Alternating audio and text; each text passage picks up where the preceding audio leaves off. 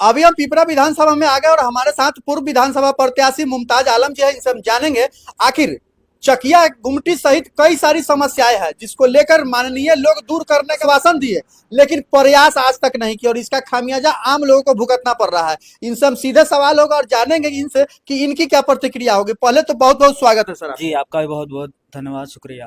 प्रमुख समस्याओं में चकिया रेलवे गुमटी गिना जाता है, वहां लोग जाने से डरते हैं। क्या कारण है कि उसका आज तक कोई निदान नहीं हुआ? सुनने में आया था कि उधर शिलान्यास भी हो गया था, लेकिन अभी तक उसका कुछ सुरसार नहीं हुआ। देखिए, सबसे पहली बात तो ये है कि जो हमारे यहाँ के सांसद हैं और विधायक जी हैं, वो कतई नहीं चाहते हैं कि वो जाम का निजात निकाला जाए। वो जाम का जो समस्या जो जनता झेल रही है उसको दूर किया जाए। सांसद जी 5-6 बार से सांसद है अभी। जो विधायक जी है वो दूसरी बार जीते हुए हैं। 10 साल का कार्यकाल इनका भी लगभग समाप्त होने वाला है, 2-3 महीना में इनका समाप्त हो जाएगा।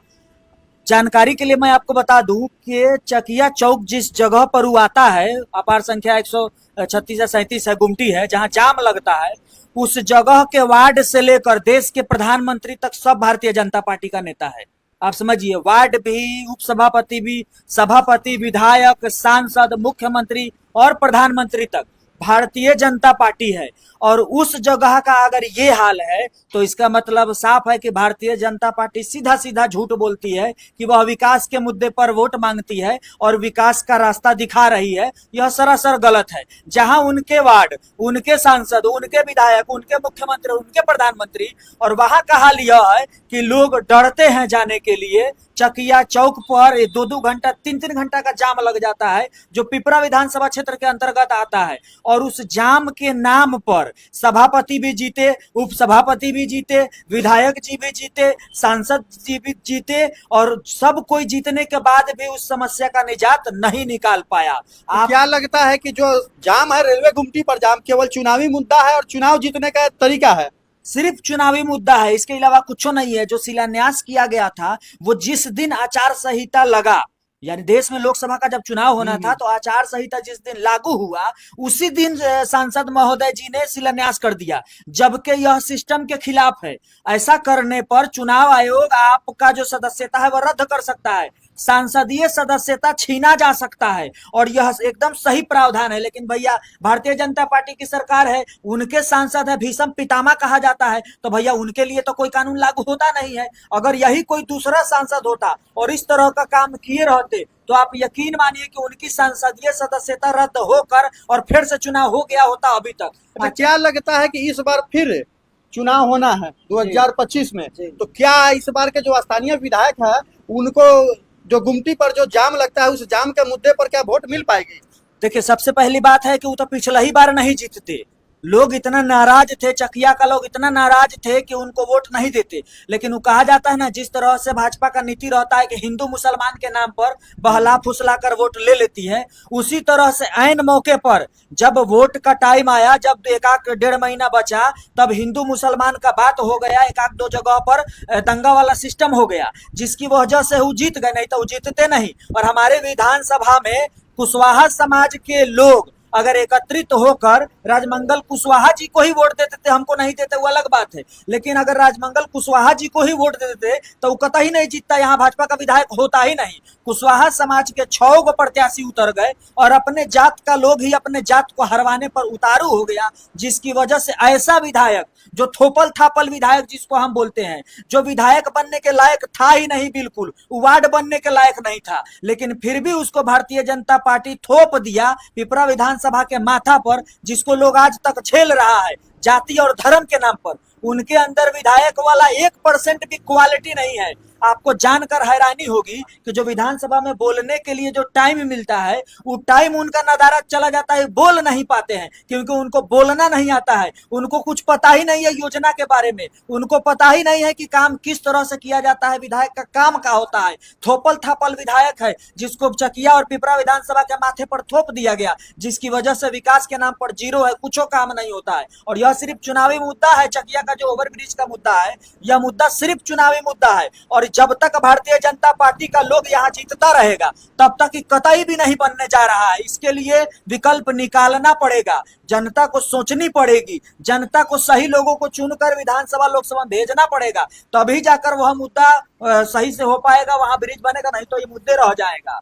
अच्छा, एक चीज और बता दें कि आपके विधानसभा क्षेत्र में इब्राहिमपुर घाट का जो मुद्दा है वो अभी बहुत बड़ा मुद्दा है। उस मुद्दा को लेकर क्या पहल हुई है स्थानीय जो अभी वर्तमान जो जीते हुए जनप्रतिनिधि उन लोगों के द्वारा? नहीं, उनके तरफ से कोई पहल तहल नहीं हुआ है। वो लोग तो जानबूझकर, एगो पास भी हुआ था, शिवहर की माननीय सांसद, पूर्व सांसद जी थी, उन्होंने लोकसभा में आवाज भी उठाया था, वो एक पास भी हो गया था तो उनको कटहा टान के ले गए लोग। हालांकि कटहा भी मेरे विधानसभा में आता है, वहां भी जरूरत थी। उसके बाद से जब माननीय नीतीश कुमार जी दौरा पर निकले, बिहार दौरा पर, तो वो चंपारण में आए तो वह घोषणा किए कि इब्राहिमपुर घाट पर पुल का निर्माण होगा, शायद 7 करोड़ या 70 करोड़ की लागत से उसका टेंडर की बात कही गई और आज तक वैसा ही पड़ा है। इस पर विधायक जी ने एक बार जब यहाँ विरोध होने लगा इब्राहिमपुर में और चकिया के अगल बगल में, इसी में जब विरोध होने लगा, तब वहां के लोगों के लाजे सर में विधायक जी ने एक बार आवाज उठाया जिसमें प्रस्ताव वापसे ले लिए। मतलब उनको बोलना तक नहीं आता है, अपना लेटर जारी किया और चुपचाप मुंह कान बंद करके अपना प्रस्ताव वापस ले लिए कि जब होगा तब होगा। इस तरह से विधायक के बस का बात नहीं है, मैं पहले भी बता चुका हूं। जो भारतीय जनता पार्टी का यहाँ विधायक और सांसद है उसके बस का बात है ये नहीं है, ये भी चुनावी जुमला होकर रह जाएगा, आप देख लीजिएगा।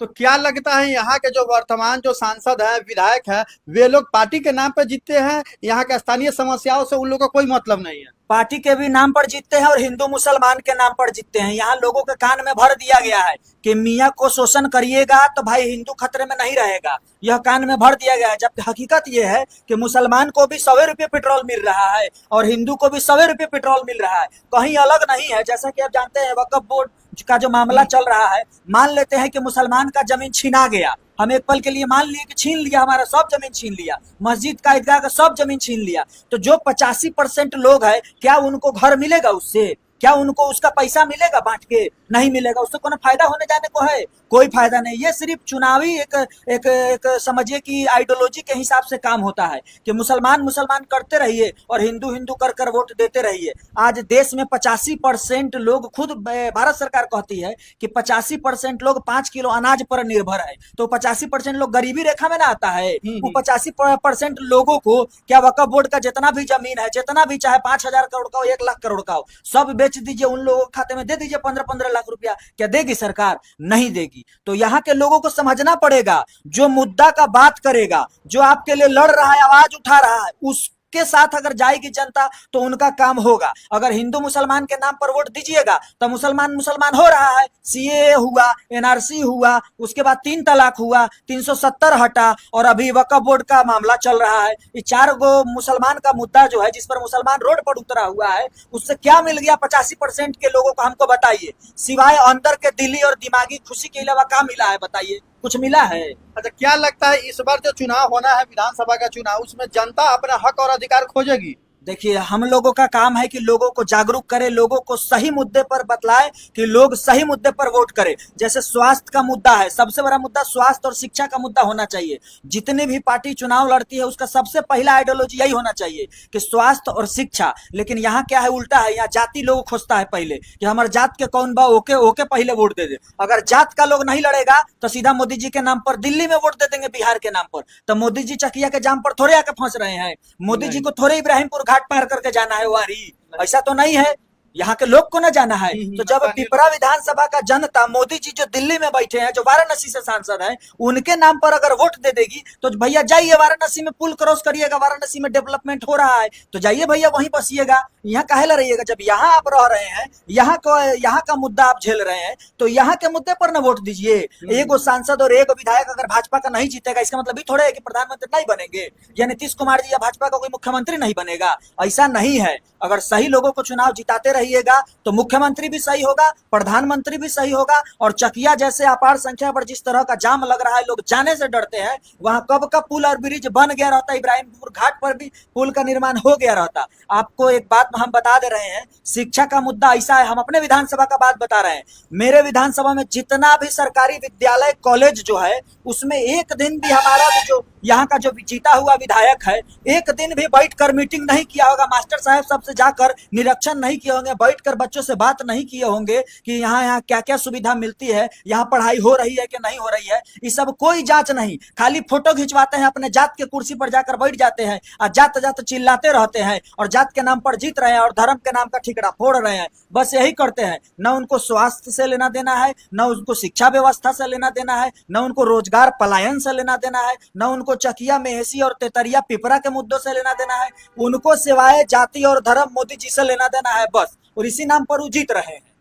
तो इस बार मोदी जी का जादू चलेगा क्या पिपरा विधानसभा में? देखिए, लोग जब तक नहीं समझेगा तब तक जादू तो चलता ही रहेगा। ये अंधभक्त वाला एगो सिस्टम है। ऐसा नहीं है कि अंधभक्त सिर्फ मोदी जी या भाजपा के ही अंधभक्त है। यहाँ लोग लालू यादव जी के भी अंधभक्त हैं, तेजस्वी यादव जी के भी अंधभक्त हैं, हिंदू धर्म में भी अंधभक्त है, मुसलमानों में भी 90% अंधभक्त है जो आरजेडी को वोट कर रहा है। मुसलमान सोचता है कि भैया आरजेडी को जिता देंगे तो भाजपा वाला का ठिकाना लगा देगा।